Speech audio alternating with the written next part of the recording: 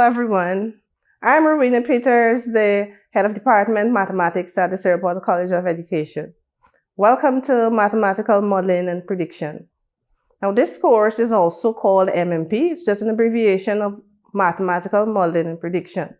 It is also referred to as MTH 112, and this is what we call the course code. So at some times you may see any of these three names appearing on your course materials, such as the Moodle platform, your modules, or even your course outlines. All right, so this course is a first-year course, and it's offered to all first years early childhood and pre-service students.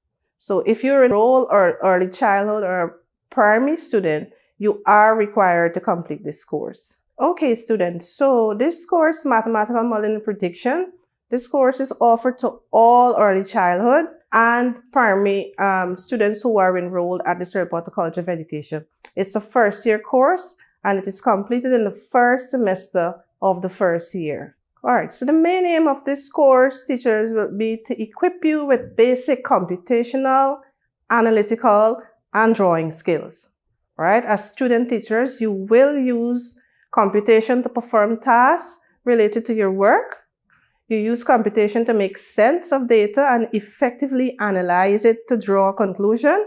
And also, you will learn how to draw shapes accurately and use their properties to design materials realistically in the classroom.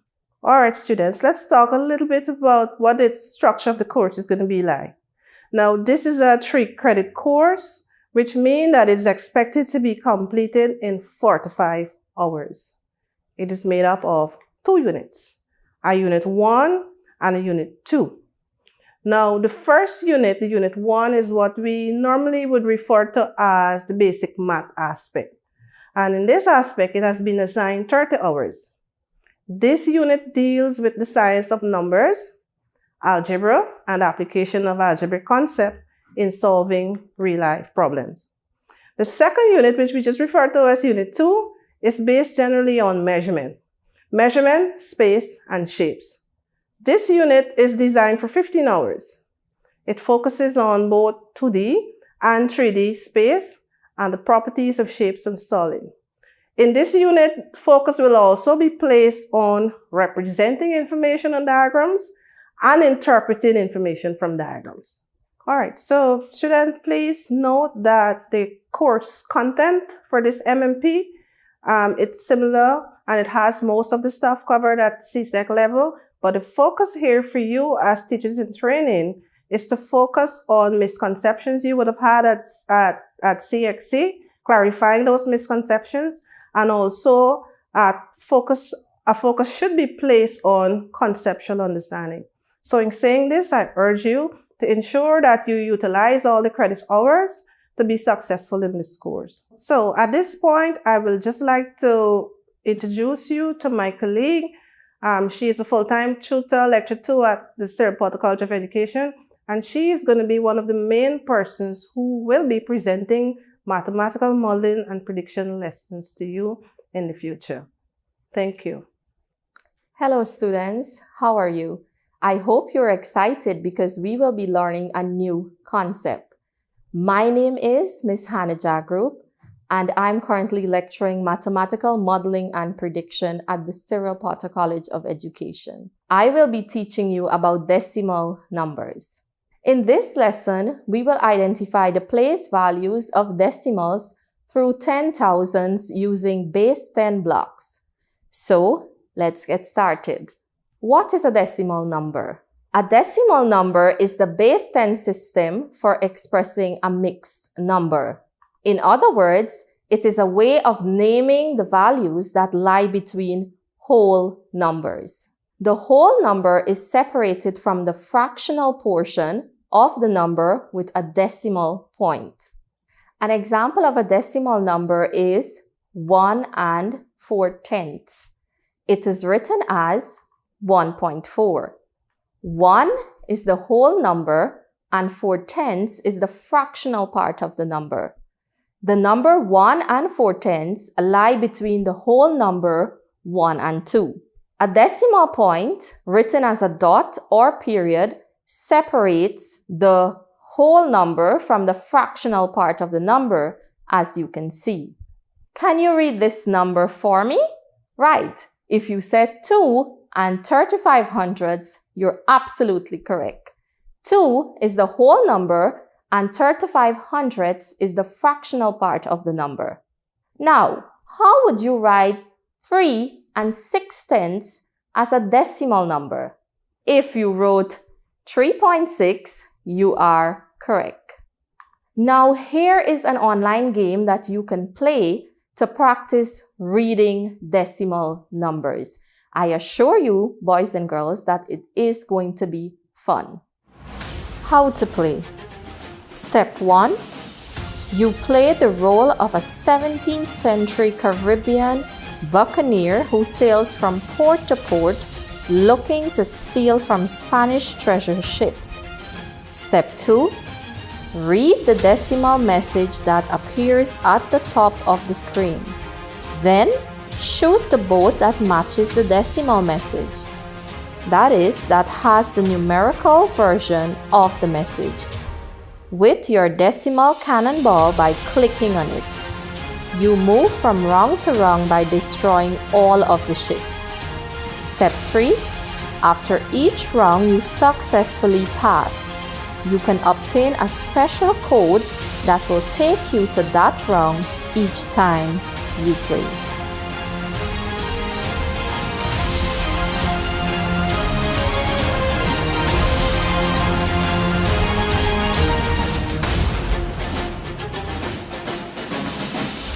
EDU 111 Early Childhood Development.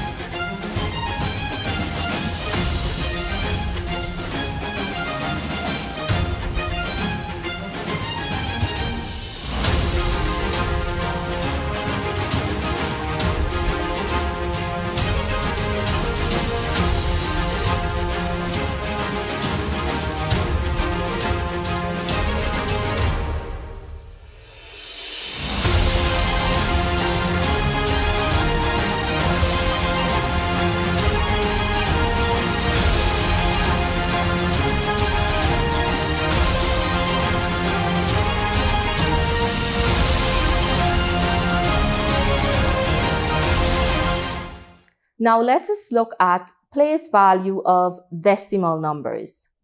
Place value is the position of a digit in a number. Place value is a word.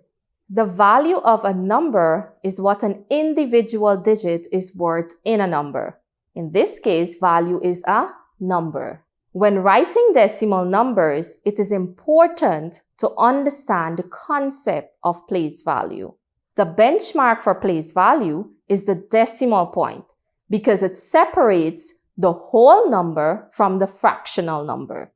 If you look on the chart, you will notice that the place value changes by a magnitude of 10 as the digit placements move to the left or to the right of the decimal point. You will also notice as the placement of a digit moves to the left, its value increases by a magnitude of 10. And as the placement of a digit moves to the right, its value decreases by a magnitude of 10. All right, so if you look on the table there, you're going to see after the decimal points, you're going to see terms such as tenths, hundredths, and thousands. Let us explore the meaning of these terms. Let's start off with the tenths term. What do we mean by tenths? Well, a tenth is actually 1 part in 10 equal parts. We can write this as a fraction by simply having a numerator of 1 and a denominator of 10, or in other words, 1 upon 10. Now, since fractions can be expressed as decimals, we can express 1 over 10 as a decimal, which would be 0.1. The tenths position is always 1 place to the right of the decimal point. Next, we have the hundredths column. The hundredths is simply 1 part in 100 equal parts. We can represent this as 1 over 100 as a fraction or 0.01. The hundredths column is always 2 places to the right of the decimal point. Then we have the thousands column. The thousands simply mean 1 part in 1,000 equal parts. We can write this as 1 upon 1,000 or 0.001. The thousands column is always 3 places to the right of the decimal. And we can keep on going to 10,000, 100,000s, millionths place, and so on. In the decimal number 4 and 325 thousandths, the 4 is in the ones place. So we will say 4 ones. Notice that a word is the answer. On the other hand, the value of the 4 in the number 4 and 325 thousandths is 4. Notice here that a number is the answer. So here is another exciting game that you can play online, but this time you will be practicing the place value of decimal numbers. I trust that this is going to be fun. How to play. Read the place value clue at the top of the screen. 3 in tens place, for example. Find the corresponding pirate who is standing on the platform that contains a number with a 3 in the tens column. Click on that pirate to destroy him. Each round gets harder and harder. Be careful. If you are wrong 3 times, the game is over. Repeat the process for ensuing math problems.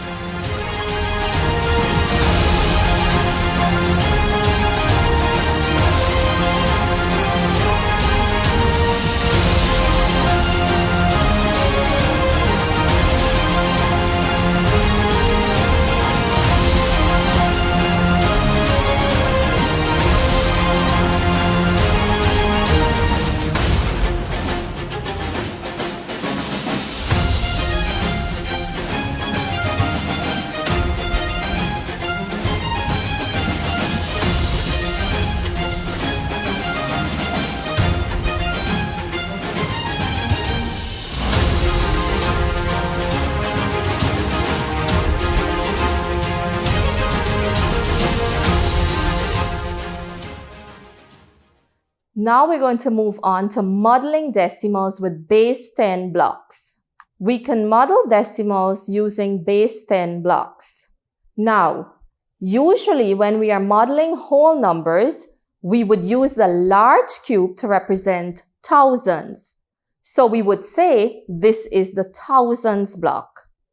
However, if we are modeling a decimal number that goes to the thousand place, the base 10 blocks would represent different values. What do I mean? That is, we would now use the large cube to represent one whole rather than 1,000.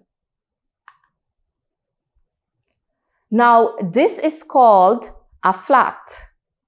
How many of these flat does it take to make one of the large cube? Well, it takes 10 of the flats to make one whole. So, we use the flat as 1/10, or we say it's the 10th block. Now, how many of these rods that I have up here, how many of these rods does it take to make up one of the flat? Well, it will take 10 of them. And if it takes 10 flats to make one whole, then how many rods will it take to make a whole? Yes, it will take 100 of them. So we are going to use the rod to represent 100, or call it the 100th block. And finally, how many of these small cubes does it take to make a rod? Well, it will take 10 small cubes. And we know that it takes 100 rods to make a hole. So how many small cubes will it take to make a hole? That's right. It is going to take 1,000 of them. So we will use the small cubes to represent 1,000, or call it the 1,000th block. Let us look at an example. How can we use our base 10 blocks to represent the decimal number? Let us read this decimal number. This decimal number reads 2 and 456 thousandths. Well, to represent this number using our base 10 blocks, we first will use 2 large cubes to represent the whole number 2. Then we will have to use 4 flats to represent 4/10ths. Next, we will use 5 rods to represent 5/100ths. And lastly, we will use 6 cubes to represent 6/1000ths. And that is how we use the base 10 blocks to model decimal numbers. Wasn't that easy? Now, how about you try to model a decimal number on your own? How can we model this decimal number here? This decimal number reads 1 and 3,000. If you use 1 large cube and 3 little cubes, then you are absolutely correct. Now, let us try changing things up a little bit. What if we were given the models instead and we have to determine the decimal number? Would you be able to do so? Let us look at an example. Can you state the decimal number being modeled here if we have 1 large cube, 3 flats, and 4 rods? If you said 1 and 340 thousandths, you are absolutely correct. What about this? Can you state the decimal number being modeled here? Here, we have no large cube, 8 flats, 7 rods, and no small cube. Yes, it is 870 thousandths. Notice There is no need to pronounce the 0 and 870,000. Okay, it is time for a quick practice. What place is the 4 in the number 12 and 456 thousands? If you said tenths, you are absolutely correct. The 4 is in the tenths place. Let us try one last one. What is the value of 9 in the number 57 and 894 thousands? Yes, it is 0.09 since it is in the hundredths place. Let us recap what we would have learned in this lesson. In this lesson, we learned about decimal numbers, the difference between the place value and value of a digit in a decimal number, and we use base 10 blocks to model decimal numbers and vice versa. Once again, my name is Ms. Hannah Jagrup, and I am lecturing mathematical modeling and prediction at the Cyril Potter College of Education. I want to encourage you students to keep practicing the concepts you would have learned in this lesson. Remember, practice makes perfect. See you again until next time.